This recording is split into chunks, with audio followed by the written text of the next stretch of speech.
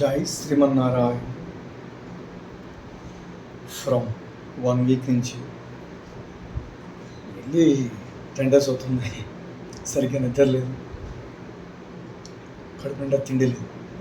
Sometimes మంచిదే, అప్పుడప్పుడు కడుపు మాడితే దాని బలం కూడా పెరుగుతుంది, చాలా మంచిది. ఇప్పుడు కడుపు నిండా అప్పుడప్పుడు ఎండాలి నిండాలి, అలా అయితే మనలో ఉన్న పవర్ కూడా పెరుగుతుంటుంది.